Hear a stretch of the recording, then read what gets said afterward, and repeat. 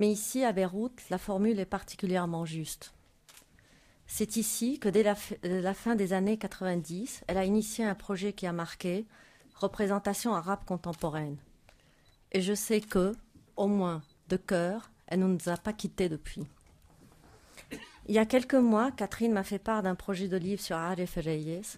J'en étais ravie et de toute façon ne pouvais qu'en être ravie. Nous avons, dans l'ARP, donné une importance majeure à la façon dont l'histoire récente de l'art s'inscrit aux enjeux de sa fabrication. Ce travail de Catherine sur Arif Reyes, décentré par rapport à l'histoire dominante, à moins que ce soit le contraire, entrait parfaitement dans cette ligne. Mais au-delà, Catherine se propose de parler de l'histoire du Liban d'avant-guerre à partir de l'œuvre de Arif Reyes. Et cela, c'est un point capital pour nous. Catherine inverse complètement les perspectives établies.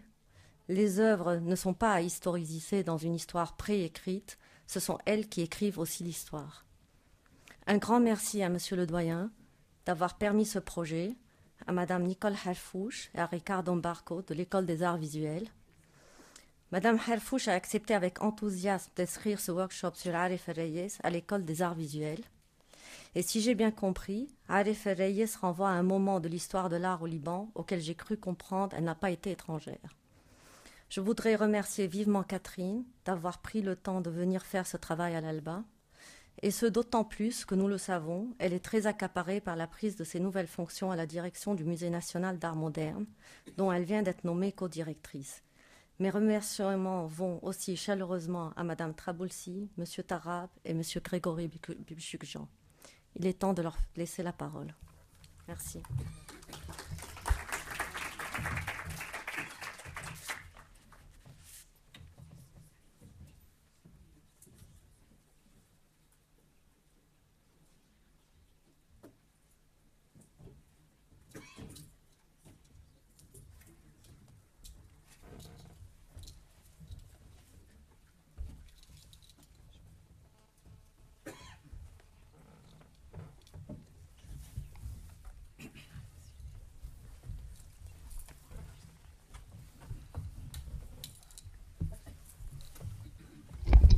Bonsoir, merci Monsieur le Doyen, merci Madame Harfouch, merci Monsieur Barco, merci Paola. Ce soir, je pense qu'il y a eu une petite problème de communication. Il n'a jamais été question d'une conférence, il a toujours été question d'une discussion publique sur un certain nombre de sujets qui concernent tout, il me semble, tout particulièrement, tout directement les Libanais et éventuellement les historiens d'art ou critiques d'art qui ont envie de venir travailler ici avec eux. Et l'idée était que cette discussion publique soit un peu comme une introduction au séminaire qui se tiendra avec les étudiants pendant quelques jours cette semaine. Comme l'a exposé Paola, à partir de... la discussion est venue à partir d'un certain nombre de questions que j'ai pu me poser en commençant à travailler grâce à l'invitation de Ala Reyes, la fille d'Arif Reyes, sur les archives qui sont maintenant conservées par elle à Aley. Un certain nombre de questions que je me suis posées donc, en plongeant dans ces archives extrêmement denses, extrêmement complexes, et des questions qui renvoyaient à une totale absence de structure. Et chaque fois, on passait de question en question et on n'avait jamais vraiment de réponse quant à où était quoi, qui avait fait quoi, comment. Et donc, on est venu à se dire que Reyes était tout d'abord un artiste extrêmement important, extrêmement atypique, et qu'il avait l'air d'autant plus difficile et atypique qu'il s'était développé dans un cadre extrêmement labile, extrêmement flou, et qu'évidemment, ça n'avait pas aidé, je pense, ni au développement de son travail quand il était vivant, et encore moins à une lecture un peu précise et sereine après qu'il ait disparu. Donc, à partir, une fois encore, ce soir, la discussion ne va pas être sur Aref Rayes en tant que tel, ça on verra avec les étudiants de la semaine, mais à partir, si on peut dire, du cas Aref Rayes, un artiste à la fois central et à la fois complètement marginal, et sur la scène libanaise encore plus à l'extérieur. Qu'est-ce qui fait passer dans ces années 60-70 et quid d'une écriture de l'histoire qui passe évidemment, et on a commencé à en discuter entre nous, mais j'espère qu'on va restituer le débat devant vous, parce que c'est aussi à vous qu'on a envie de parler, quid de la conservation des archives et de la circulation des informations et du débat à partir des documents qui devraient être conservés de manière un petit peu plus publique. Voilà. Donc j'avais envie de commencer la discussion entre nous, parce que pour moi, quand je dis les années 60-70, c'est à la fois très clair et c'est aussi extrêmement flou. On sait très bien que dès qu'on commence à travailler sur cette période en France ou en Espagne ou en Amérique latine, les gens, on bute sur on s'interroge sur la chronologie, ça commence quand? Et donc c'était la question que j'avais posée à mes collègues et amis ici. Pour vous, au Liban, les années 60-70, et on a tous compris qu'évidemment, il y a un moment où je ne crois pas que les choses s'arrêtent, mais où il y a évidemment un grand problème, 75, le début de la guerre civile. Mais c'est plutôt l'autre moment qui m'intéresse là. Et quand est-ce que ça commence pour vous, les années 60 au Liban? Et pourquoi? Alors, les années 60 commencent dans les années 50, évidemment. C'est-à-dire qu'il y a, au début des années 50, il y a en 52 la révolution égyptienne, puis il y a les problèmes, les nationalisations en Syrie, etc., etc. Et ces grands bouleversements socio-économiques et démographiques, parce que ça a provoqué l'exode au moins de la bourgeoisie, et de la bourgeoisie argentée surtout, vers le Liban, vers l'Europe certainement, mais aussi vers le Liban. La bourgeoisie égyptienne, qui était une bourgeoisie professionnelle, qui avait une formation surtout bancaire très sérieuse, et qui a pu constituer le cadre des nouvelles banques qui commençaient à se créer au Liban, et la bourgeoisie syrienne qui, elle, était une bourgeoisie industrielle et marchande. Et qui a, en fait, c'est elle qui a pratiquement créé l'industrie libanaise dans cette période-là. Et c'est ce qui explique le développement de Hamra. N'est-ce pas? Hamra est pratiquement, sur le plan démographique, un endroit qui a été peuplé par les Égyptiens, les Syriens, les Palestiniens. N'est-ce pas? Les Libanais, évidemment, mais c'est eux qui ont en quelque sorte donné l'impulsion à ce quartier qui est un quartier symbolique de la modernité au Liban. En même temps, cette nouvelle effervescence démographique a plutôt accentué le phénomène des cafés, les cafés littéraires, les cafés artistiques, etc., qui existaient déjà avant, mais qui y ont pris une nouvelle impulsion, et aussi les cafés de débat d'idées, n'est-ce pas? Des débats d'idées qui étaient très, très intensifs, comme le Faubourg, du lundi, etc.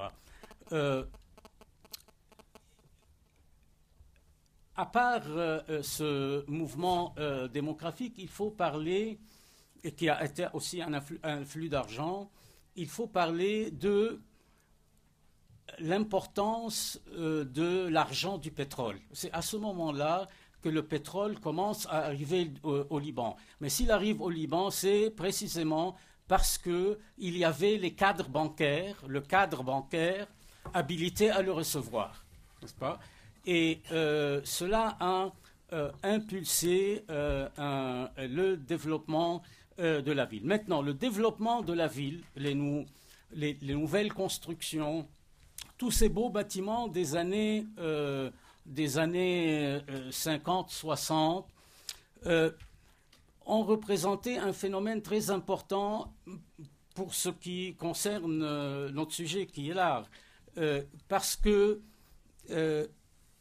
avec tout ce développement-là, avec tous ces gens qui avaient de l'argent, ils avaient besoin de meubler leurs appartements et d'orner leurs murs. La nouvelle génération de décorateurs issus de l'Alba, n'est-ce pas, a été très importante en ce sens parce qu'elle a non seulement transformé l'espace des appartements libanais, mais elle a inculqué l'idée que les murs qui jusqu'à présent, sauf évidemment chez les quelques collectionneurs, etc., étaient vides, n'est-ce pas, étaient pratiquement vides, sauf les portraits des ancêtres ou du père et de la mère, mais à part ça, il n'y avait rien. Ou alors un tableau religieux. Ils ont inculqué l'idée aux clients qu'il fallait mettre de la peinture sur les murs, n'est-ce pas, ou de la tapisserie. Et cela a considérablement aidé à l'apparition du mouvement artistique. Mais ceci est, en même temps, nous assistons évidemment à tous les bouleversements idéologiques dans le monde arabe. Et nous assistons à un phénomène de refuge au Liban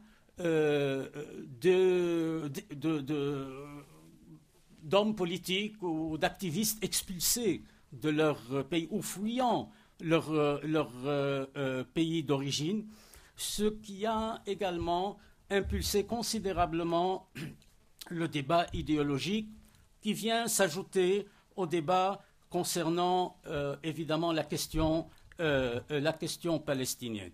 Il faut dire que pour comprendre cette période, pour comprendre cette période, il faut s'imaginer, ce qui n'est plus le cas actuellement en général, que tous les gens que vous rencontriez alors avaient des valeurs.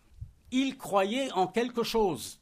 Ils avaient des valeurs morales, ils avaient des valeurs culturelles, ils avaient des valeurs politiques, ils avaient des valeurs idéologiques, et tous les débats qui avaient lieu à Beyrouth à ce moment-là, et Dieu sait s'il y en avait, portaient sur ces questions-là.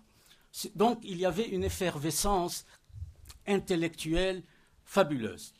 Alors, pour répondre à toute cette situation, et aussi pour répondre aussi à l'intervention qui commence à augmenter des pays arabes au Liban, il y a la presse. Il y a eu un développement extraordinaire de la presse, soudain, une explosion de la presse, une explosion de l'édition, une explosion du mouvement théâtral, une explosion en pratiquement tous les domaines. Je ne vais pas trop développer ce point. Dans tous les domaines. Et cette explosion a permis par exemple, à la poésie moderne, n'est-ce pas, qui a fait provoquer un débat formidable, à mort, n'est-ce pas, entre les tenants de la tradition, tenants de la modernité. Ça s'est passé ici avec la revue Cher, avec la revue Mawaqif de Adonis. Et donc, ces revues drainaient ce qu'il y avait de meilleur dans le monde arabe en tant qu'intellectuels, etc., qui venaient ici se faire consacrer. Mais il y avait aussi, avec eux, des artistes arabes qui venaient se faire consacrer. Quand un Soudanais, par ailleurs excellent peintre, voulait être connu, avoir son nom diffusé dans la dans la presse, dans le monde arabe, il venait à Beyrouth exposer à la Galerie One et son nom partait aux quatre coins du monde arabe avec les journaux libanais. Donc, nous avons là une espèce de pépinière, n'est-ce pas, de foyer de culture, n'est-ce pas, un bouillon de culture, un vrai bouillon de culture. Pour porter cela, mais aussi, il faut ajouter que ce qui a aussi permis cela, c'est la structure même de Beyrouth, la structure de la ville de Beyrouth. Beyrouth était à l'époque un centre où toutes les fonctions urbaines étaient mélangées d'une manière invraisemblable. N'est-ce pas? Vous aviez un cimetière, un bordel, une église, un parlement, une pâtisserie, un journal, un fromager, un marchand de primeurs, un souk de ceci, un souk de cela. Donc, tout cela dans une confusion joyeuse, allègre, n'est-ce pas, qui permettait le mélange de toutes les classes sociales, Et en même temps, la place des Canons était le lieu d'arrivée et de départ de tous les lignes d'autobus et de services, etc., vers les régions. Quand vous veniez à Beyrouth de n'importe quel point du Liban, vous aboutissiez à la place des Canons. Donc, vous avez donc non seulement les citadins, mais les nouveaux citadins, les paysans, les gens du Jurde, etc. Tout cela se mélangeait. Dans les restaurants, dans les cafés, dans les cinémas, il y avait aussi donc les cinémas, tout ça dans le même lieu. Et donc, il y avait continuellement une friction entre des gens différents, qui avaient des convictions différentes, qui avaient des modes de vie différents, qui avaient des modes de pensée différents, qui avaient des modes d'être différents, et qui dialoguaient, discutaient, se toléraient. N'est-ce pas? Ça, c'était Beyrouth. N'est-ce pas? Et cela s'est transporté dans les cafés également, dans les cafés littéraires et autres, où la discussion continuait entre des gens très différents. Je me souviens qu'au Hajj Daoud, qui était un café sur pilotis, vous aviez un directeur de banque en train de siroter son thé, et puis soudain un cireur de chaussures venait s'installer à la table, qui n'était pas plus large que ça, et il se mettait à discuter familièrement, sans aucune hiérarchie sociale ni autre. Au café, tout le monde est égal. Au café, tout le monde est égal. Ça, c'était l'esprit de Beyrouth. Et je crois que si la guerre et tout le reste, tous les autres quartiers de Beyrouth étaient des quartiers dortoirs. C'était des quartiers dortoirs. C'était des quartiers qui étaient identifiés socialement et confessionnellement, si vous voulez. Et c'était des quartiers dortoirs. Par exemple, Ashrafiyeh était un désert. À part il n'y avait pas une boutique à Ashrafiyeh, ou presque, n'est-ce pas? Donc, ceux qui connaissent aujourd'hui Ashrafiyeh ne peuvent pas imaginer ce que c'était à l'époque. C'était un quartier purement résidentiel, avec à peine un ou deux boutiquiers. Bon. La guerre est venue détruire ce centre, couper les liens entre les différents villages. Et on peut même dire, en un sens, que la guerre a voulu détruire ce centre, précisément parce que c'était un centre de convivialité, de dialogue, d'interaction et d'interculture, n'est-ce pas? Voilà. C'est dans ce cadre-là que le mouvement pictural a pu se développer. Il faut prendre en compte tous ces facteurs pour comprendre comment soudain, non seulement le théâtre, la poésie, l'édition, la presse, etc., mais aussi l'art s'est mis à se développer grâce notamment, comme je l'ai dit, à une nouvelle vision de ce que doit être un appartement. Autre chose? Bon. On a déjà le plan d'une formidable expo interdisciplinaire. Il faut trouver le budget maintenant. Est-ce que vous voulez ajouter des choses sur le début de la période et plutôt sur la fin, quand ça s'arrête, parce qu'on a quand même le sentiment que 75 est une date évidemment butoir, mais c'est tellement évident que mais, je ne crois pas que c'est la peine. Voilà. Enfin, je crois que tout le monde dans la salle est conscient à quel point 75 est une rupture à l'échelle de la ville, à l'échelle du pays. Donc, peut-être qu'on reviendra là-dessus. Non, ce serait un arrêt légitime, parce que, évidemment, que c'est un arrêt à bien des égards, mais il y a sans doute un certain nombre aussi de continuités qui sont peut-être plus souterraines, voire plus secrètes, mais tout ne s'arrête pas. Là, je sais bien que la situation est dramatiquement différente, mais j'ai travaillé beaucoup les 2 dernières années sur l'Iran moderne et en Iran, et la révolution n'est pas du tout la fin d'haricot qu'on a voulu nous vendre. Il y a beaucoup de continuité, il y a beaucoup d'artistes qui travaillent avant, pendant, après. Pas évidemment dans les mêmes conditions, mais il y a des transmissions. C'est là que la continuité, c'est-à-dire un certain nombre des artistes qui étaient présents avant la guerre continuent de produire, et il y a un certain qui étaient jeunes, qui avaient fait peut-être 1 ou 2 expos. Je pense qu'à quelqu'un comme Seta Manoukian, par exemple, quelqu'un comme Mohamed El Rawas, qui sont vraiment, qui commencent au moment, ils commencent pratiquement avec la guerre. Ces 2 artistes, c'est des artistes dont la carrière se développe réellement entre le milieu des années 70 et le milieu des années 80. Alors c'est vrai que Rawas a fait ses premiers travaux graphiques à l'étranger. Enfin, il avait fui Beyrouth, il revient, mais il avait déjà quand même produit des choses avant que la guerre n'éclate. Pareil pour Manoukian, qui peignait déjà depuis les années 60. Mais disons que le style Manoukian, le style Rawas, atteint, si on veut, une certaine maturité avec la guerre. Donc, contrairement à ce qu'on a longtemps voulu nous faire croire, les 15 années de guerre ne sont pas au niveau de l'histoire de l'art, ne sont pas un désert. Et loin de là. C'est là que je voulais en venir, et sans doute, pas sans doute, et pas si justement, nous avons une galeriste qui a travaillé pendant toute cette période. Voilà, l'expérience d'Amal, aussi, et notamment la date officielle d'ouverture de la galerie, on s'en fiche un peu, hein, c'est le travail. Non, l'ouverture de la galerie a eu lieu en 79. Mais il y a une chose que je voudrais dire.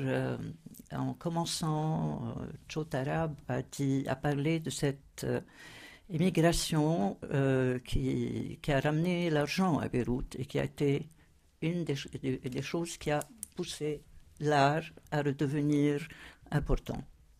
Et moi, je pense que maintenant, il y a le phénomène des pays arabes et le phénomène de Christie's qui vend à des prix élevés et qui a intéressé de nouveau les collectionneurs libanais à se mettre à acheter des choses parce que l'investissement est devenu plus important que le reste. Ça, c'est une petite parenthèse. Et moi, je vais vous parler de ce qui est venu entre ces 2 périodes où l'argent n'était pas présent. Alors, la galerie a ouvert en 79 dans une période très difficile. Beaucoup de personnes se demandent pourquoi. C'est simplement parce qu'on ne savait pas que la guerre allait durer 30 ans. Donc, à chaque année, on se disait, bon, dans 2 ans, ça ira mieux. Voilà ce qu'on peut faire. Il y avait effectivement, à ce moment, plus ou moins un vide artistique. Et beaucoup de peintres ne travaillaient plus. Donc, grâce à un professeur d'histoire de l'art qui était mon professeur à l'EUB, nous avons décidé d'ouvrir une galerie pour voir un petit peu ce qui se passait dans le monde en premier. Nous avons ramassé un peu partout des œuvres d'ordre international et nous avons appelé l'exposition Aspects of the 70s, qui était l'art contemporain qui se passait dans le monde. Nous avons eu une réponse tellement négative que nous avons dû abandonner toutes ces œuvres qui avaient des valeurs à l'époque vraiment importantes, mais personne n'en voulait. Nous étions à une époque où les gens ne voulaient acheter que ce qui se passait au Liban, et encore essentiellement des œuvres qui représentaient le Liban en lui-même, le Liban, le beau Liban, la maison aux tuiles rouges, etc. Ça a été une période très importante et nous attendions avec impatience Noël et l'été, parce qu'il y avait ce qu'on appelait les immigrés nostalgiques qui venaient acheter des œuvres, des aquarelles essentiellement de peintres libanais pour les accrocher dans leur maison, pour se rappeler qu'il y avait un Liban qui était beau, il y avait un soleil jaune, des tuiles rouges, etc., etc. Ça, c'est une période qui a été très importante au début. Et puis, on s'est rendu compte qu'il y avait pas mal de peintres très importants qui commençaient à surgir, et on était là pour les mettre en valeur. Il n'y avait pas d'argent dans le pays, à part l'argent, on disait que c'était l'argent des milices, qui tournait un petit peu, donc il y avait un peu de cash. Mais il y avait encore des coups de cœur, chose que maintenant je déplore. Les coups de cœur ont pratiquement disparu, presque disparu. C'est-à-dire on n'a plus un coup de cœur pour un peintre qu'on ne connaît pas, qui n'a pas eu une valeur ailleurs, qui n'a pas été vendu à Christie's, qui n'a pas rapporté un prix. On est là en train de s'assurer qu'un tel est connu, qu'un tel va un jour se vendre bien. À ce moment, on achète. C'est dommage, parce que nous avons eu d'excellents peintres.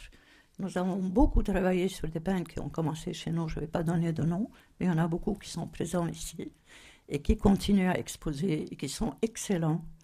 Et on a beaucoup de mal à les mettre en valeur parce que, justement, ils n'ont pas eu la chance d'avoir eu un vrai public qui a cru en eux et qui les a mis en valeur. Ça, c'est de un. De deux, ce que je déplore aussi, c'est que pendant tout ce temps, et en ce moment surtout, ce qui se passe dans les pays arabes, c'est la même chose.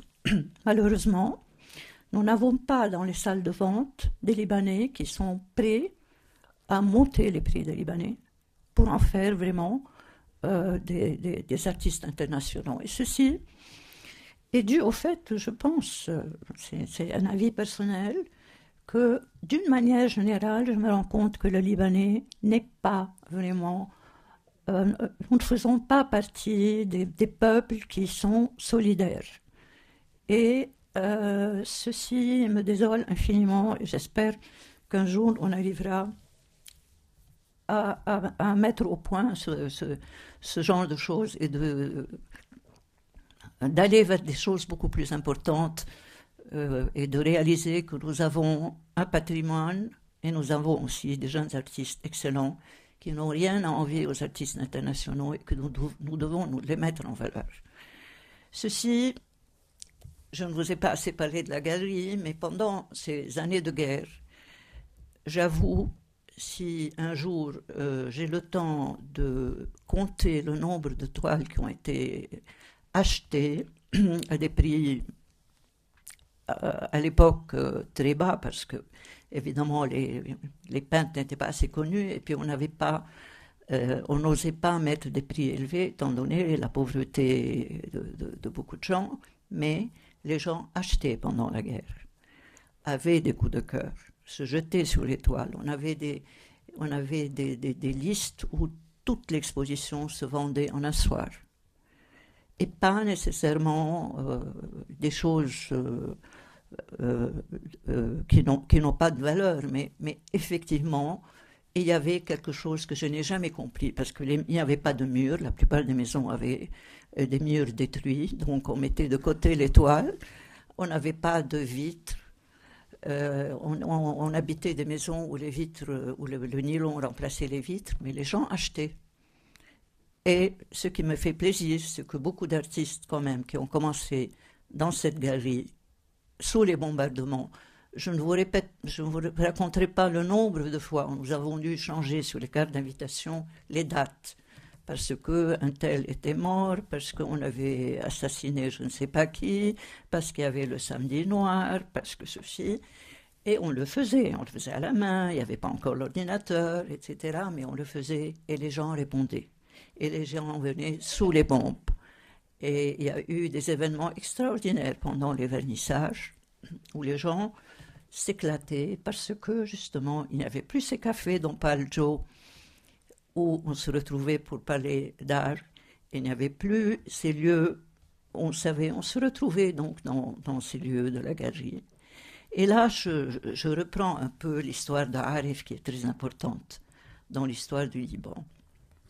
Arif, quand on était, c'est des petites anecdotes, mais elles sont intéressantes, surtout pour un public qui n'a pas connu cette période, a fait une exposition très importante sur le bordel de Beyrouth. Ça s'appelait la rue Moutanabbi. Les fleurs de la rue. Les fleurs de la rue Moutanabbi. Non, c'est très important parce que c'est les fleurs qui poussent sur le fumier de la société. D'accord. C'est ça la phrase. Les fleurs de la rue Moutanabbi. Or, en rentrant un soir de ce lieu où il avait fréquenté les fleurs de la rue Moutanabbi, il est passé devant le Hochou où on se trouvait installé. Et on l'a appelé Arif, on lui a dit viens rester avec nous. Il regarde à côté, il y avait un ancien président de la République et un ministre actuel. Et Arif nous dit je viens d'un lieu très pur et je ne veux pas me salir, s'il vous plaît, je ne veux pas rester. On insiste et il est quand même resté. Et maintenant, je connais une œuvre qui se trouve chez Hala et qui représente une fleur assise de côté, toute nue, et un personnage à la tête, au crâne chauve, qui était effectivement celui du président de la République qui était à côté de nous, et qui, dans cette œuvre, est la personne qui est, excusez-moi le mot, le macro, qui était en train de vendre la fille. Ceux-ci sont... voilà pourquoi Arif a vraiment fait partie de l'histoire du Liban de ces années-là, parce qu'il prenait position, parce qu'il écrivait, parce qu'il avait le courage de donner ses opinions. En 80, il était désespéré, il m'a dit « Personne ne veut plus voir ce que je fais parce que c'est très violent ». Et il ne faut pas oublier qu'Arif a peint la guerre avant la guerre. Quand en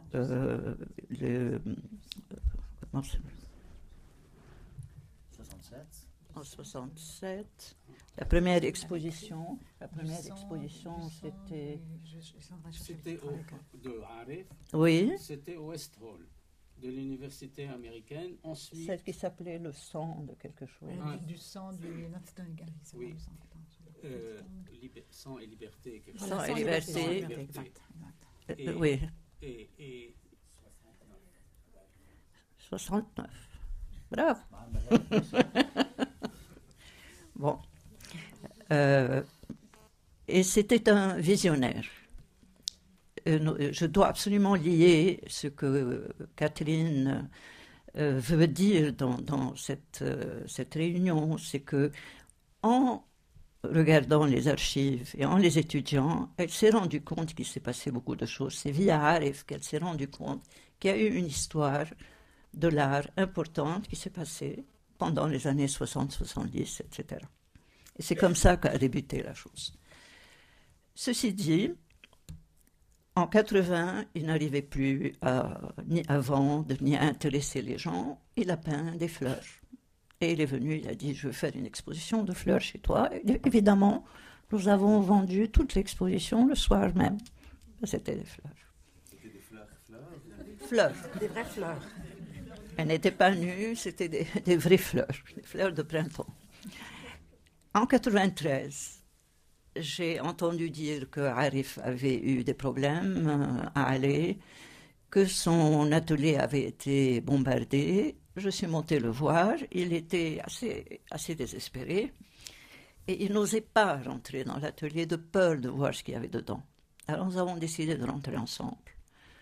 Nous avons cassé la porte. Je ne vous dis pas ce que j'ai vu à l'intérieur. L'atelier avait reçu un obus à l'intérieur.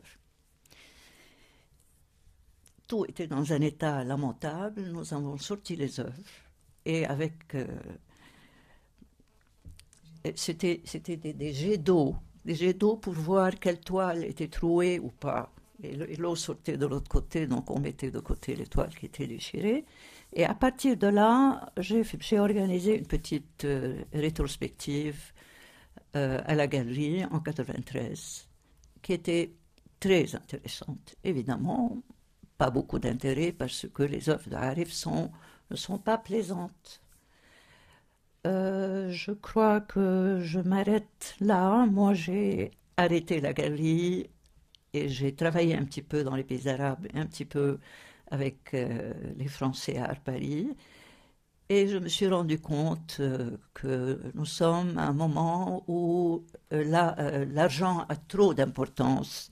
Et l'art commence à perdre un peu de son importance. Et ça, je préfère garder mes illusions et mes idées sur les bons peintres et non pas les peintres qui vantent. Merci.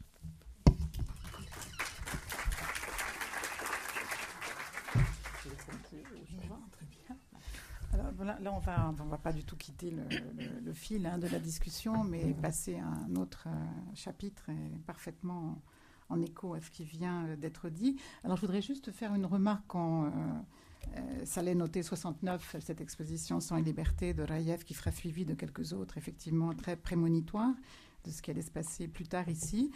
Prémonitoire, mais je pense qu'on a complètement zappé, parce que justement, on n'a pas accès aux archives, ou elles ne sont pas suffisamment consultées, et elles ne sont pas publiques. On a complètement zappé ce moment de Beyrouth qu'évoquait Joe, à savoir ce moment où Beyrouth était totalement partie de ce qu'on pourrait appeler l'international révolutionnaire. C'est-à-dire qu'aujourd'hui, on nous bassine avec de soi-disant émergence et en oubliant des pans entiers de l'histoire.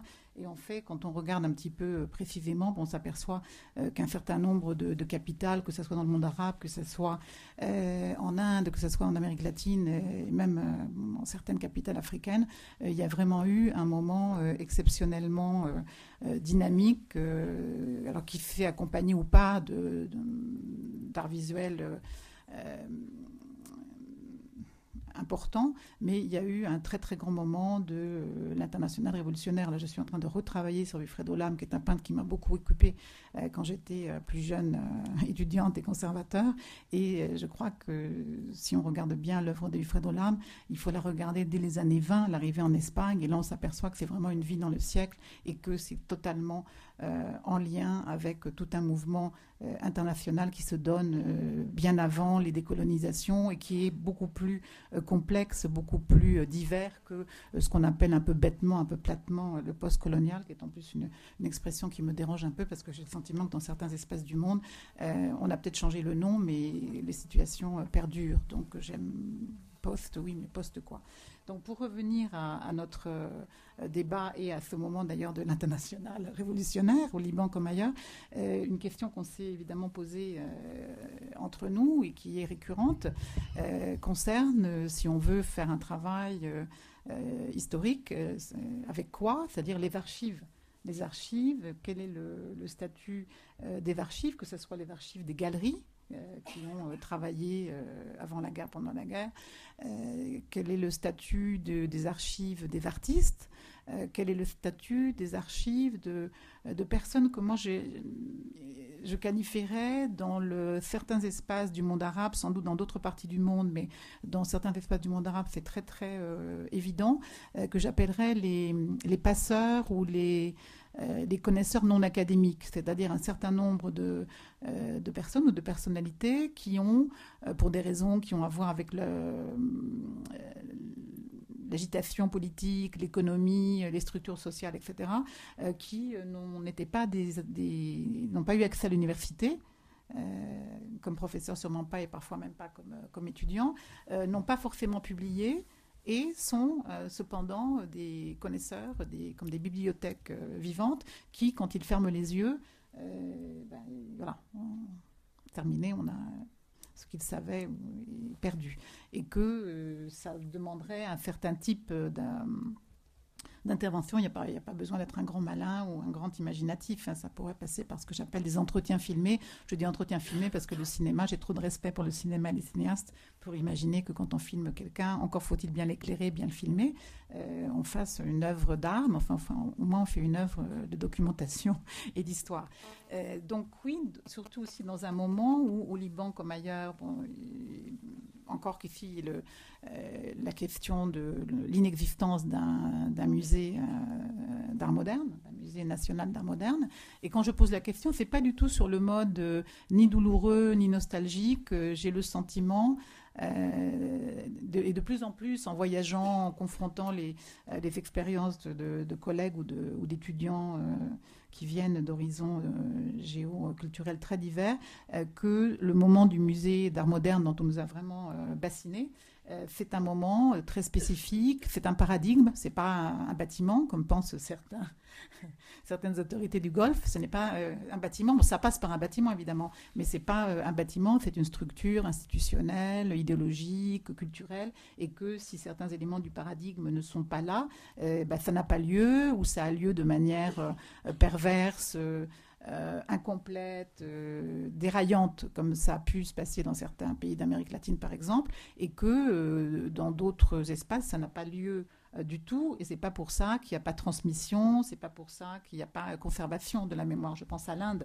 où il y a très peu de musées. Alors il y a des musées, et là je suis bien précise, je dis pas il n'y a pas de musée, je parle du musée d'art moderne, qui est quand même une instance extrêmement précise et spécifique. Parce qu'une fois, j'ai parlé au Caire et j'ai commencé à me faire engueuler parce que les gens avaient entendu musée. Alors évidemment, le musée pharaonique, je le connais, le musée d'art islamique, je le connais. C'est pas ça dont je parlais du musée d'art moderne. Et au Caire, c'est très, très sensible, parce qu'il y en a un, mais il est particulièrement mauvais et inefficace.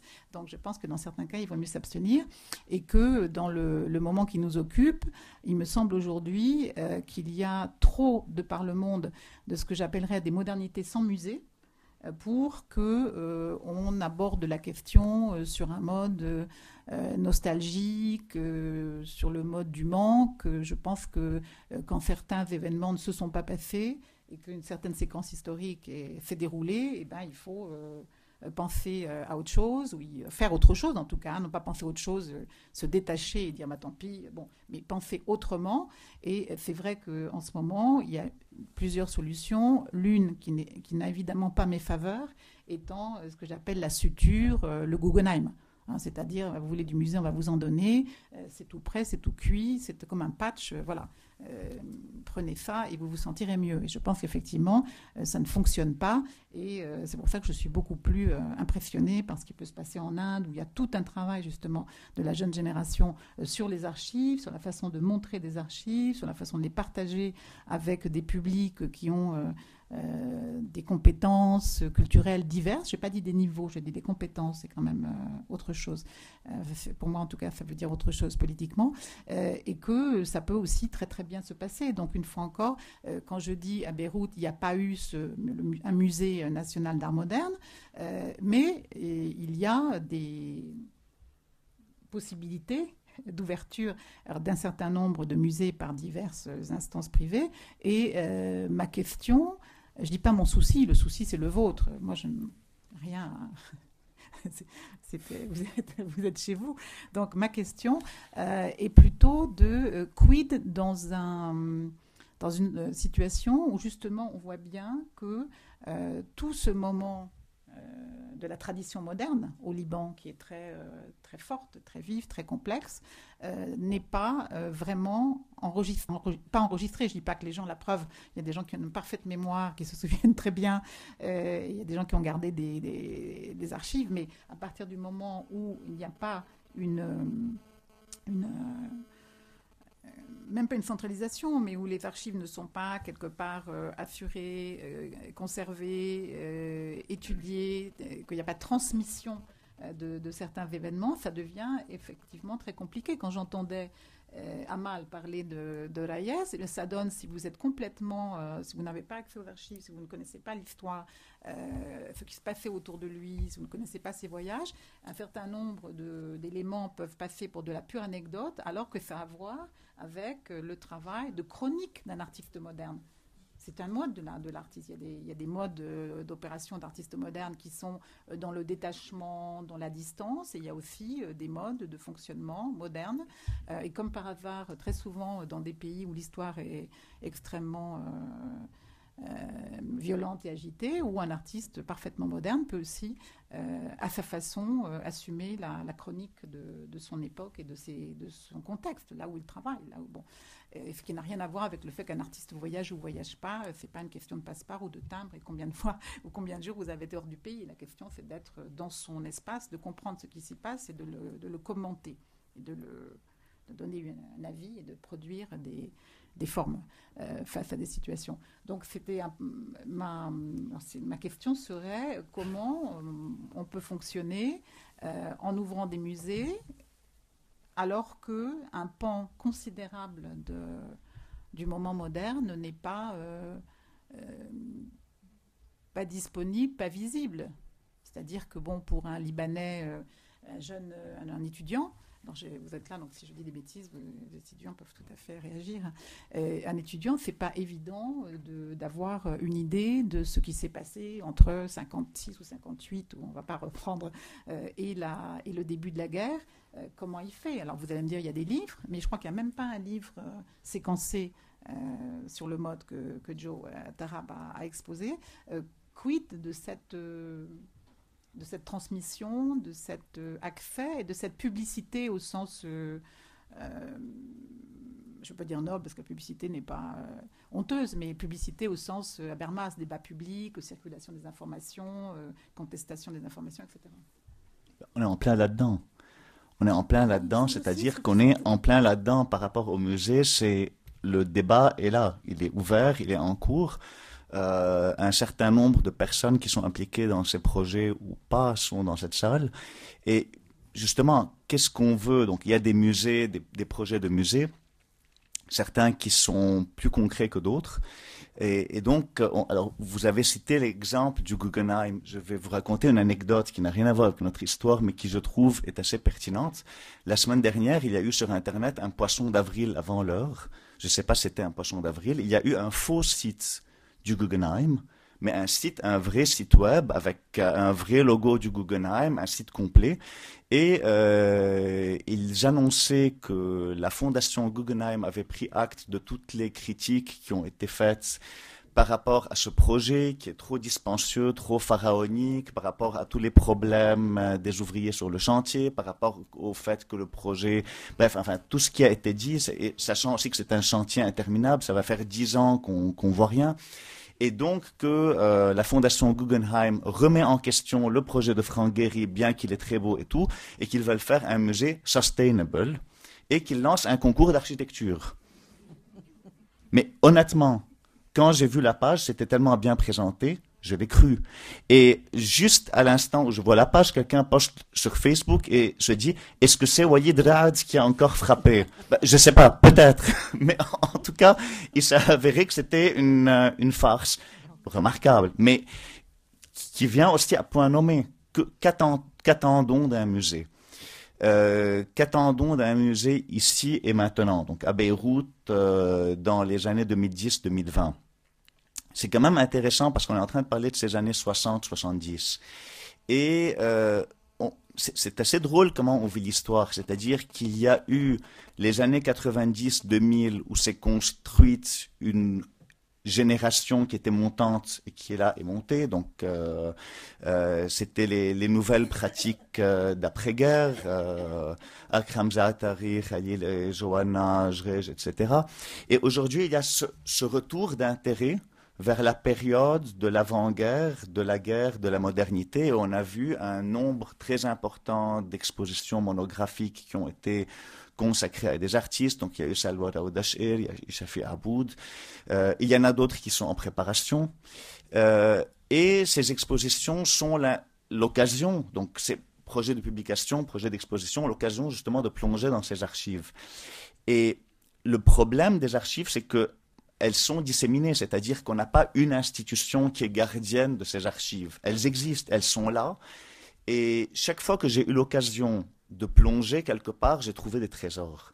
Et on a envie comme ça que ces trésors, on puisse tous les mettre ensemble. Alors, il y a certains trésors que l'on trouve tout simplement dans les archives des galeries, c'est-à-dire que vous allez dans une galerie qui représente des artistes, vous demandez le dossier de presse, et j'ai fait l'exercice la semaine dernière, et bon, on trouve des choses absolument incroyables. Une femme artiste qui expose chez une autre, et puis il y a une caricature qui paraît dans le carnet de mondain de L'Orient le Jour, qui s'appelait Midi Minuit de l'époque, avec, enfin, il y a l'aspect comique, l'aspect ludique de l'affaire, enfin, il y a un rapport avec l'art qui a quelque chose d'à la fois très engagé, très militant. On parlait du côté prémonitoire et du côté militant et révolutionnaire de Reyes. Il faut quand même préciser que 15 ans avant la guerre, il peint la révolution algérienne, un tableau énorme qui fait 3 mètres de large. Et ça, et c'est quand même, ce côté militant n'est pas que dans les arts visuels, aussi, il faut le préciser, une histoire, et ça c'est une parenthèse avant de revenir aux archives, c'est l'histoire de Majdaloun, une pièce de théâtre de Roger Assaf avec Nidal Ashar au théâtre de Beyrouth, qui est interdite par les autorités. Ils la jouent quand même, la police intervient, ils sortent, ils vont au Ressou, la police les suit. Enfin, c'est quand même, il y avait véritablement un art engagé, un art politique, à tous les sens du terme. Et je crois qu'aujourd'hui, on n'est plus vraiment là. Enfin, je ne dis pas que les artistes ne sont pas spécifiquement engagés, mais pas comme ils l'ont été dans les années 60. Maintenant, c'est vrai que la scène politique locale et mondiale a changé, qu'aujourd'hui, dire qu'on est révolutionnaire, c'est un peu ringard, et être révolutionnaire pour proposer quoi? Donc, ça, c'était une parenthèse. Donc, par rapport à ces archives, donc, il y a un certain nombre d'archives qui sont chez les artistes eux-mêmes. Certains sont vivants, d'autres sont morts. Et là aussi, il y a un travail de défrichage. Donc, vous travaillez sur Reyes, j'ai eu l'occasion de travailler sur d'autres.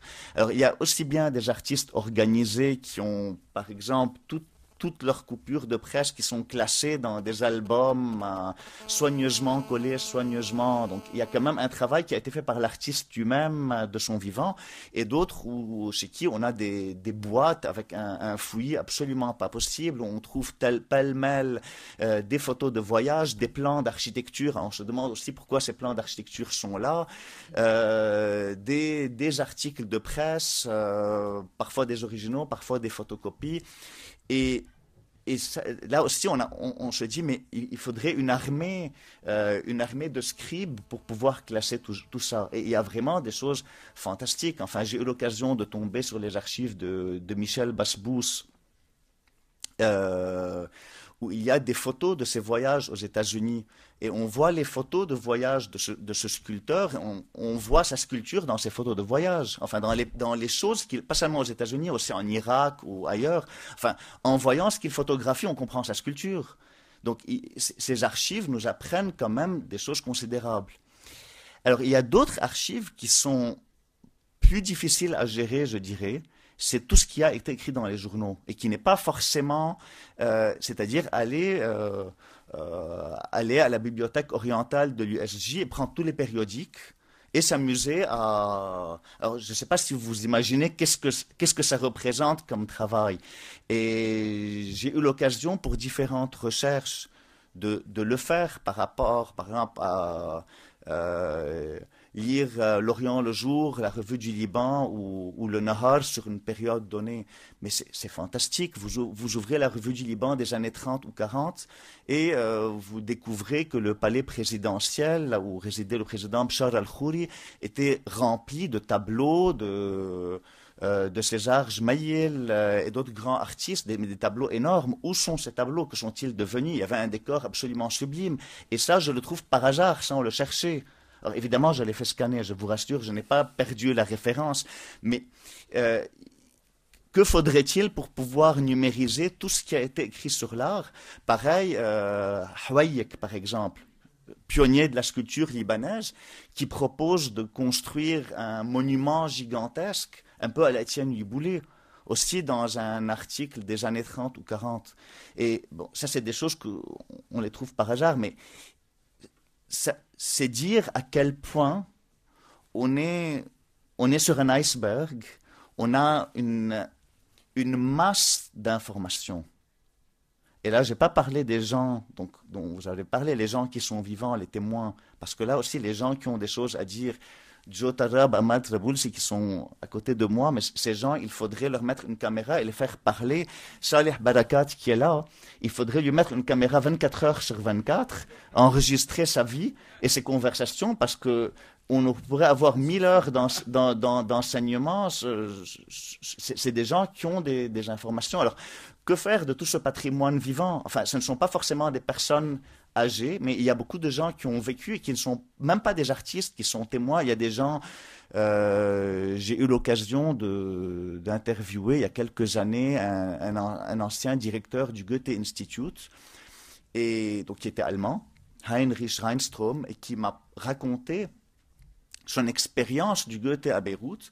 Et en fait, il m'a comparé son expérience du Goethe avec la Seconde Guerre mondiale qu'il avait vécue. Et il m'a raconté que pendant la Seconde Guerre mondiale, dans cette apocalypse absolue qu'il vivait, il continuait à faire de la musique. Et c'est comme ça qu'on est resté civilisé, c'est comme ça qu'on est resté humain. Et c'est à travers ce paradigme de la Deuxième Guerre mondiale qu'il m'a raconté toutes les activités, enfin il ne m'a pas raconté une par une, mais cette ambiance des activités qui avaient lieu au Goethe Institute pendant la guerre, un lieu qui malheureusement n'existe plus ou qui a déménagé, mais qui était dans un local assez extraordinaire à la fin de la Rublis, et qui pendant les années 70-80 était une Russe. Donc pendant les années de guerre, dès que ça se calmait, il y avait des expos, des concerts, des choses quand même assez incroyables qui se sont passées dans cet endroit. Les lieux aussi changent. Il y a des lieux où l'institution est toujours là, mais elle n'est plus ce phare qu'elle était. Même par exemple pendant les années 90, une période plus récente, le Centre culturel français était une institution beaucoup plus présente qu'elle ne l'est aujourd'hui. Avec tout mon respect pour l'Institut français, mais la France n'est plus intéressée à donner un budget pour le Liban. Mais c'est pas ça seulement, c'est aussi qu'à l'époque, il y avait beaucoup moins il n'y avait pas le Beyrouth Art Center, il n'y avait pas l'espace de HK La Louane. Donc, si on ne voulait pas être dans une galerie, on allait au Centre culturel français, au Goethe. C'était les deux lieux non commerciaux pour voir de l'art ou de la culture. Et en même temps, est-ce que vous avez l'impression qu'il y a dans la plus jeune génération un vrai intérêt pour la relecture de cette histoire récente? Enfin, on est un peu convaincu, mais... Je crois qu'il y a un intérêt pour tout le monde de la relecture. Et ça ne s'applique pas qu'à la scène artistique. Il y a un problème de mémoire. Je ne suis pas le premier à en parler. Je crois que tous les artistes libanais des années 90 ont parlé de ce problème de mémoire. Et ce problème de mémoire est dû aussi bien à la rupture que constitue la guerre que la rupture que constitue l'après-guerre, et qui se vit jusqu'à aujourd'hui avec la destruction de Beyrouth. Enfin, Beyrouth est une ville qui tous les jours se détruit, tous les jours il y a des bâtiments qui sont démolis. Alors un bâtiment seul qui est démoli, bon, c'est pas un drame en soi, mais ce qui est en train de se passer, c'est que des quartiers entiers sont en train de changer, et ce n'est pas seulement un problème esthétique. Ce n'est pas un problème que c'est la jolie maison au toit rouge ou le bel immeuble art déco qu'on est en train d'enlever, c'est aussi les habitants qui s'y trouvaient, parce qu'un certain nombre de ces immeubles étaient habités par des gens, des anciens locataires, donc ces gens s'en vont être relocalisés ailleurs parce qu'ils ne peuvent plus se permettre un loyer à Beyrouth, et on construit à la place des tours qui sont généralement vides, où on ne vend rien, ou bien on vend à des gens du Golfe. Enfin maintenant les gens du Golfe ne viennent plus, mais la plupart de ces tours de 30-40 étages avec des appartements à des prix absolument astronomiques sont inhabités. Donc le pays est confronté à un problème de mémoire, et il y a une soif de mémoire. Et je rencontre de plus en plus de gens qui font des recherches sur des sujets absolument étonnants, qui vont de l'origine des noms de rues. Ça, c'est une personne que j'ai rencontrée la semaine dernière. Aux pratiques artistiques, à la musique, enfin toutes sortes de sujets, et ce sont des gens qui appartiennent à toutes générations confondues. C'est-à-dire il y a aussi bien des jeunes que des moins jeunes que des vieux. Il n'y a pas mais il y a vraiment chez une partie de la population, que ce soit et ça aussi c'est intéressant, c'est des gens qui viennent de backgrounds assez différents. C'est-à-dire que certains sont des universitaires ou des artistes ou des enseignants, mais certains sont dans des professions qui n'ont absolument rien à voir avec ça. Ça peut être des entrepreneurs, ça peut être des avocats, ça peut être des gens qui sont dans les affaires et qui consacrent une partie de leur temps à un travail qui peut-être aboutira à une publication ou à autre chose, ou en tout cas un échange d'idées, mais il y a un vrai, je crois, il y a une soif. Il y a une soif de la part des gens pour cette histoire, pour ces histoires, parce qu'il n'y a pas une histoire. Et ça, c'était aussi un débat. Quelle histoire doit raconter un musée? Mais il n'y a pas une histoire, on ne doit pas être dogmatique. Il y a des histoires. Comme dans l'histoire de l'art, il y a des histoires de l'art, il y a des artistes qui avaient des choses à dire. À un certain moment, il y a eu cette modernité dont nous avons parlé, dont Arif Reyes était présent, Shafi Aboud, Salih Badouahi, Basbous, etc. Et finalement, chacun y a contribué à sa manière. On évoquait le travail de Reyes. Enfin, il y a... Chacun a donné son impulsion et finalement, on peut examiner cette histoire qui n'a jamais été écrite effectivement en tant que synthèse, ce qui est regrettable. Par exemple, il y a un gros bouquin qui est sorti il y a 2 ans qui est L'art au Liban, un pavé de 900 pages à peu près, où il y a quelques articles, quelques essays. Joe et moi avons été des contributeurs, mais mon grand regret, et le reste, ce sont des biographies des artistes avec des reproductions. Mon grand regret, c'est que ce livre n'ait pas été une histoire ou des histoires, c'est-à-dire que ce ne soit pas un livre qui essaie de traverser le XXe siècle ou bien une partie du XXe siècle.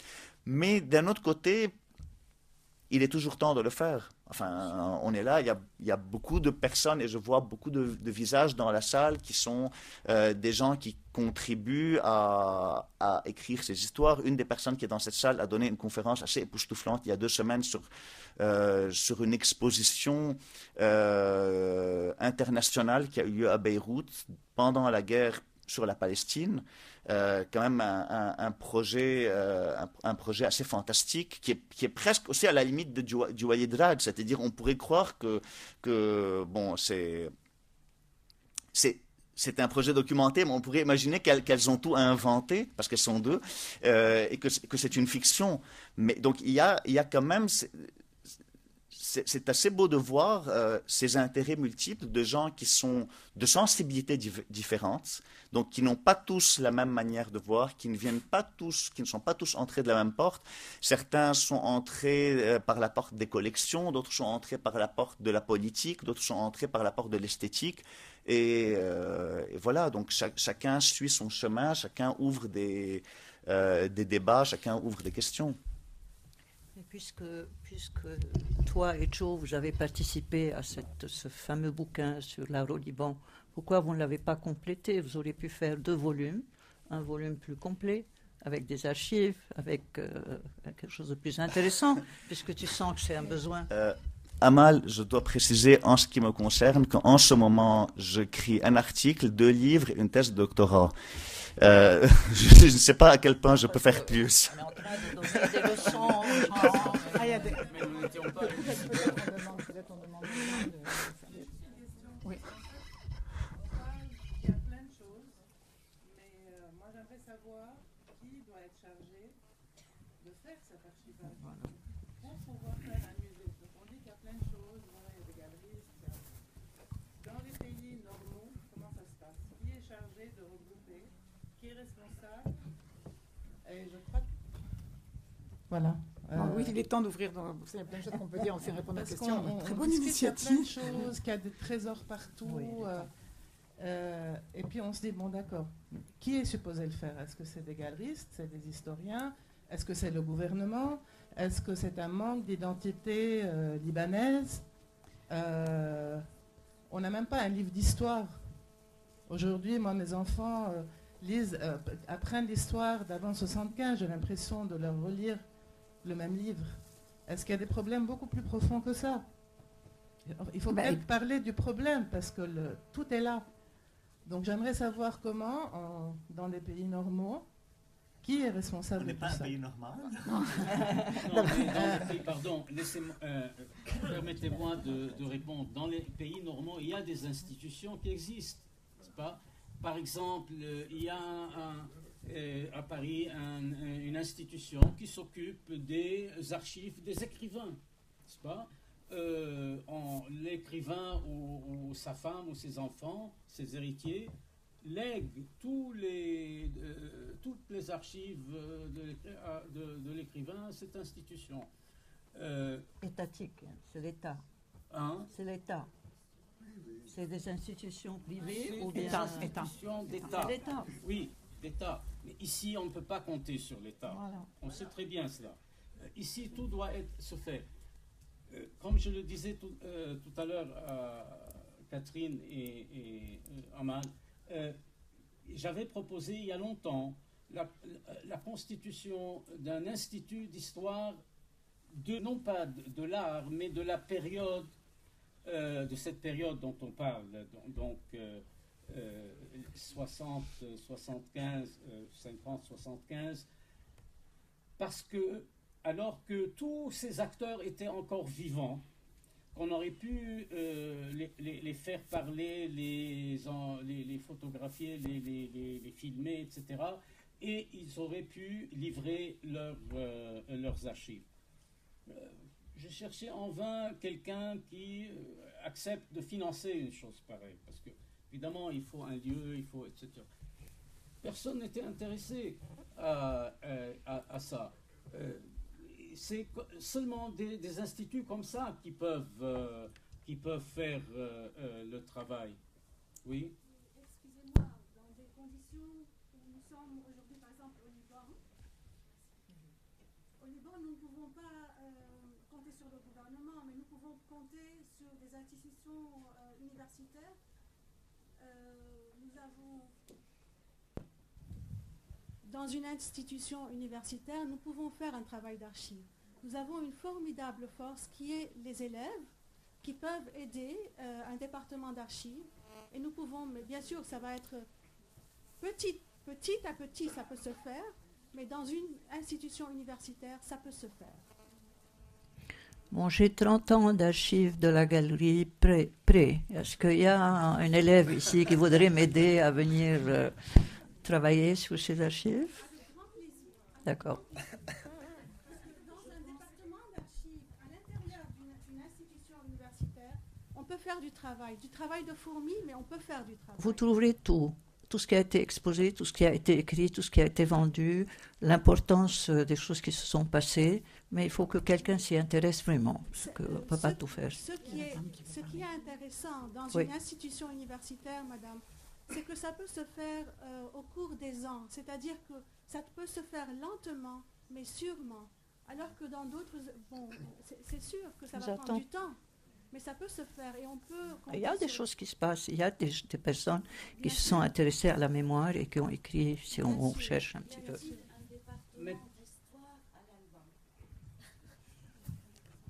Y a-t-il un département d'histoire à l'Alba? Je ne parle pas de 2 heures d'histoire de l'art par semaine. Je parle vous parlez d'archives. Peut-on parler d'archives quand on ne parle pas d'historien en formation? Oui, y a-t-il qu'il y ait des historiens pour s'occuper de ça? Et Balamand a son département d'histoire. Il a son musée. Il y a 2 institutions auxquelles il faudrait donner un peu de reconnaissance. C'est à l'USEC, il y a le département de la bibliothèque qui fait un travail d'archivage, de collecte de travaux d'acteurs, de metteurs en scène, de je ne sais quoi, d'art plastique, ainsi de suite. Et à Balamand, le musée d'histoire est en train de fonder aussi un travail qui est assez énorme, mais qui commence par rapport à ce travail d'archivage. Donc les deux institutions sont en train de faire un travail de collecte d'informations, chacun dans son domaine, l'un sur les auteurs littéraires et le théâtre et l'autre sur le musée imaginaires qu'ils vont faire, pas imaginaires, mais virtuels qu'ils vont faire à propos des archives. Et ils ont commencé ce travail il y a 2 ans déjà.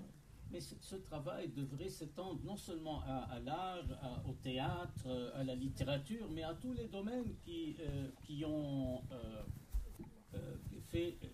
contribué à l'épanouissement culturel de cette période-là. Et continuer également sur les nouvelles périodes. Maintenant, je voudrais dire une chose aussi, que l'ALBA a été le point de départ de cette vague moderniste dans l'art, du moins. C'est ici que la plupart des peintres libanais, pas tous, mais la plupart, ont commencé leur révolte contre le père, n'est-ce pas, quand ils se sont révoltés contre Jmaïel, enfin tous les classiques, et qui ont fondé la modernité libanaise. Et en ce sens, l'ALBA fait partie intégrante de cette vague. Oui, je voudrais dire une chose très importante. Vous savez, l'ALBA en elle-même, c'est une histoire qui accompagne tout ce que vous avez parlé tout à l'heure. Et on l'avait vécu. Mais si je veux retourner à faire un archive sérieux, on a lancé à l'ALBA depuis 2 ans un poste d'archive qui n'existait pas malheureusement au départ. On est en train de le faire.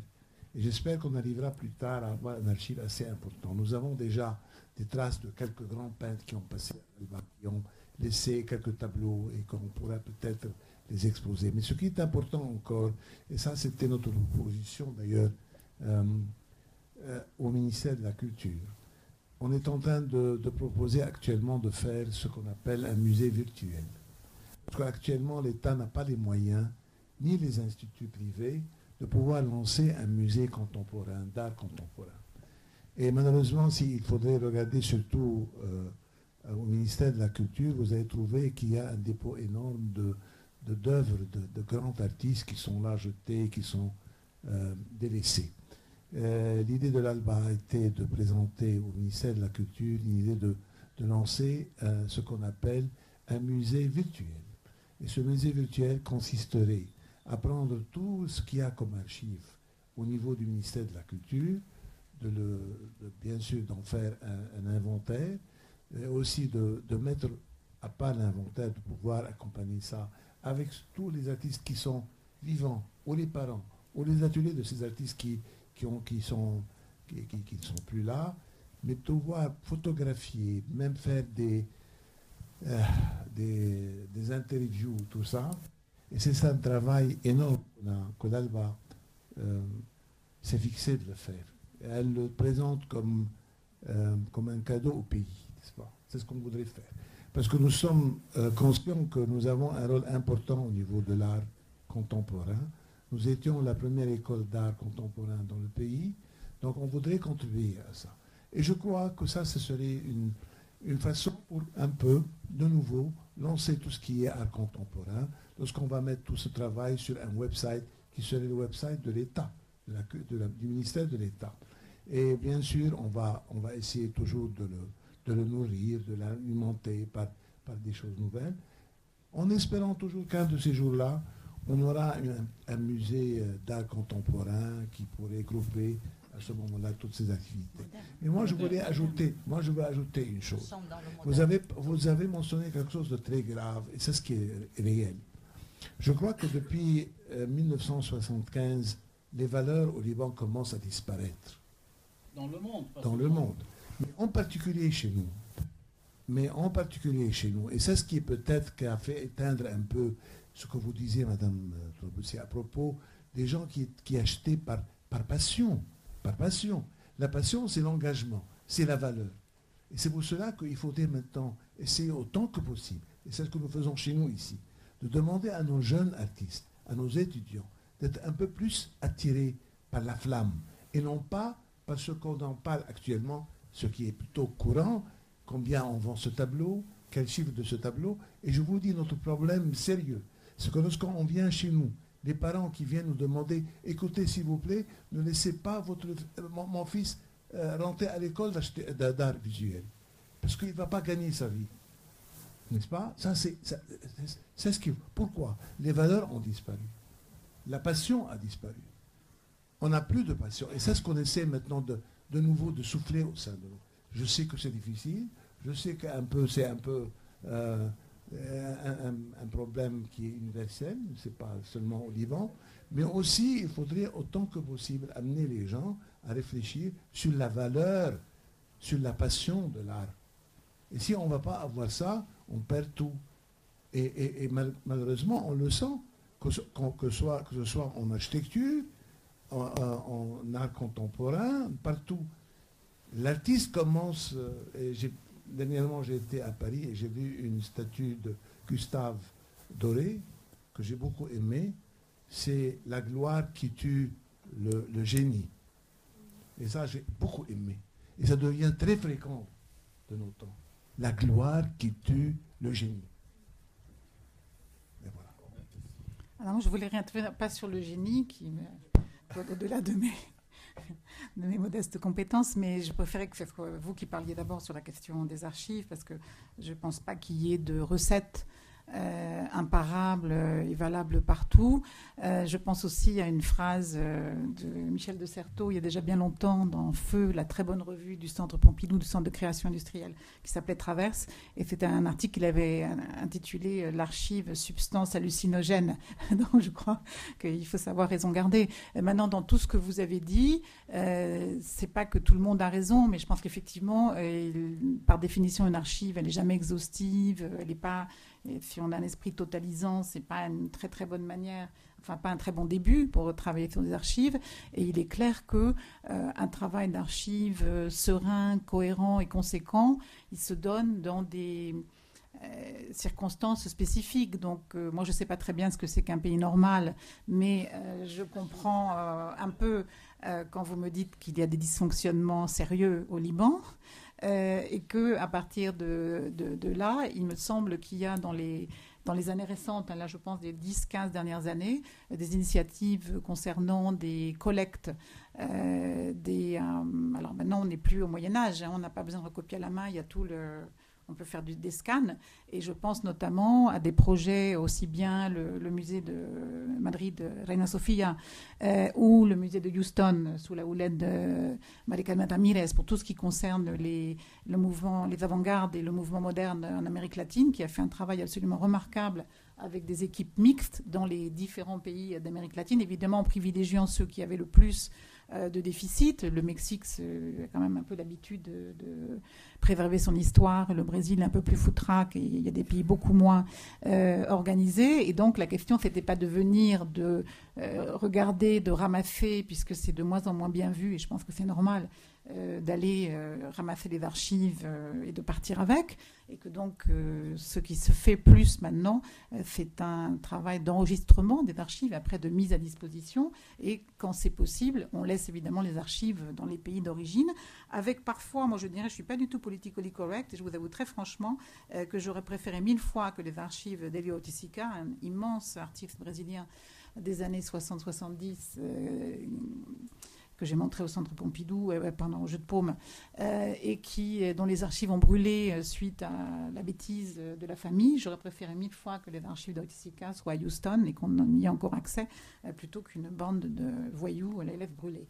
Bon, le chapitre est fermé, et que donc il y a des modalités. Mais une fois encore, il me semble que l'université est évidemment un espace parfaitement légitime, adéquat pour traiter les archives, que les méthodes contemporaines permettent justement de pouvoir enregistrer, de pouvoir mettre en commun, de faire circuler, d'où l'intérêt effectivement d'espaces virtuels qui ne sont pas en compétition, mais qui peuvent substituer un moment qui n'a pas eu lieu, la collecte d'archives plus classique, dirons-nous.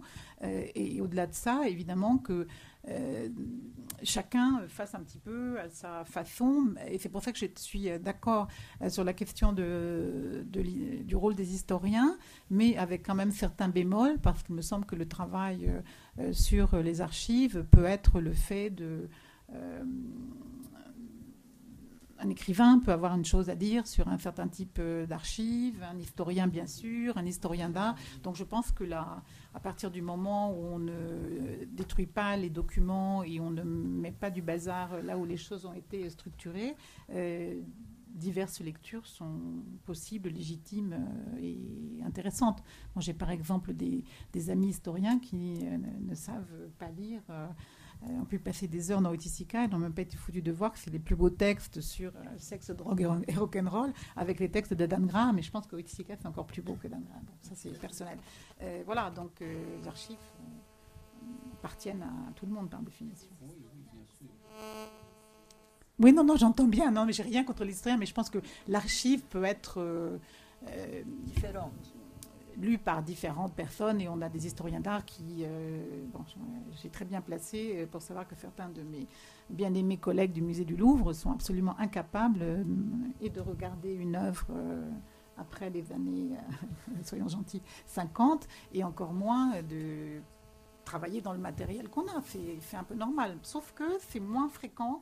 Il y a de grands spécialistes de l'art conceptuel qui sont capables de dire des choses intéressantes sur Gréco.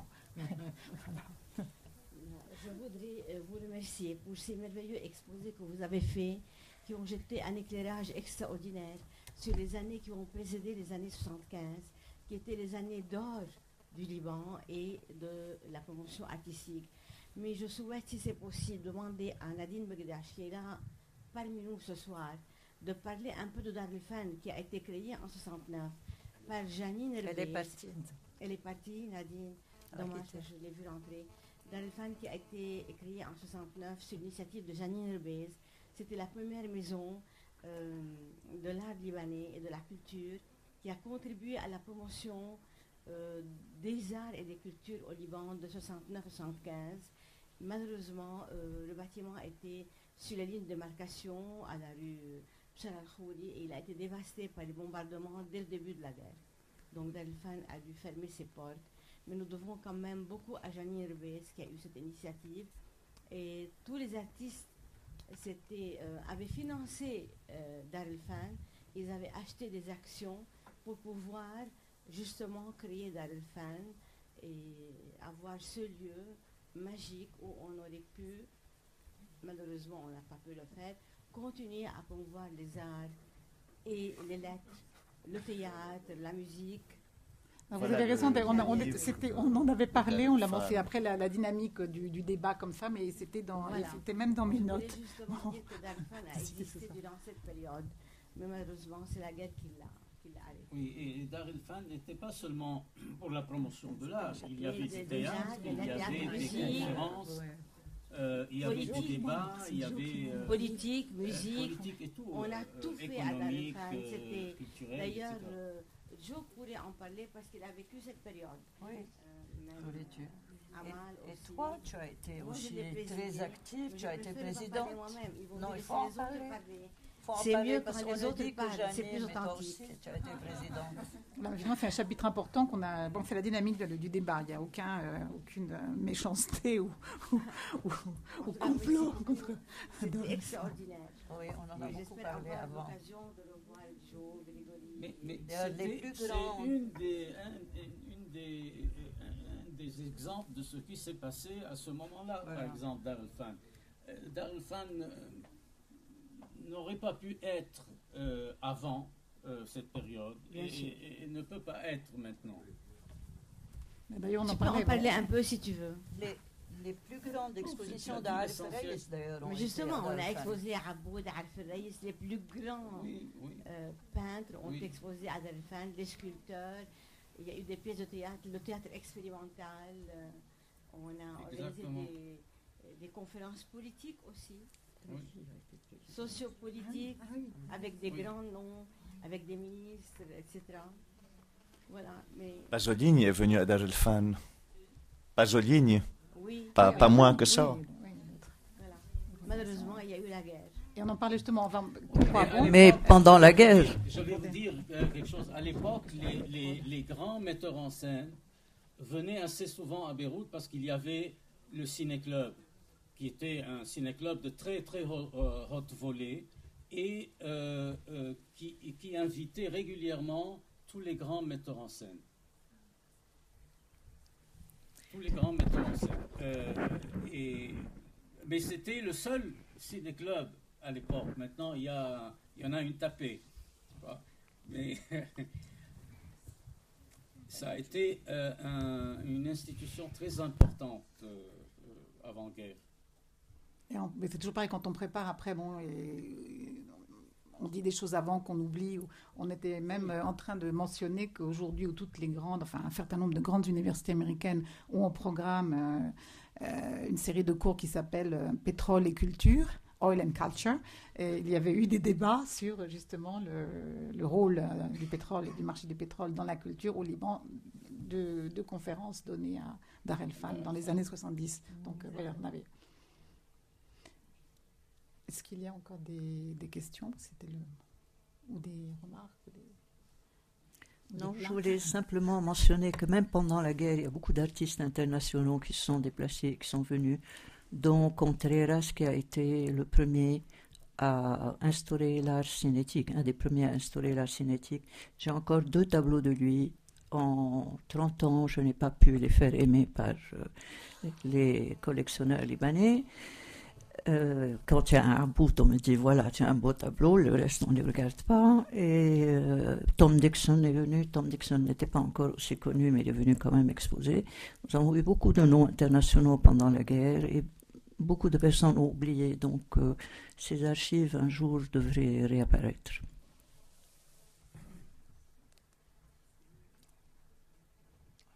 Alors, si c'est le moment de clore, là, je ne voudrais pas oublier parce que ça me tenait à cœur et je voudrais profiter de cette évocation des années 60-70 pour saluer la mémoire de Christian Gazi, qui nous a quittés récemment et que j'ai rencontré, pas avec malheureusement, mais à cause et à travers Aref Reyes. Ce que vous ne savez pas peut-être, c'est que Christian Gazi, formé avec Jalal Khouri, Rani Abi Saleh et d'autres, Salah Darwish et Christian Razi. Non, on parle de lui. Il est décédé. Une page hebdomadaire dans le journal Le Soir qui s'appelait La Jeune Critique. Ça s'appelait La Jeune Critique et c'était une page très polémique. C'était une page très très polémique. Chacun d'eux avait un avis différent sur ce qui se passait sur la scène artistique, mais c'était vraiment une page extrêmement stimulante. Et Nazir n'écrivait pas dans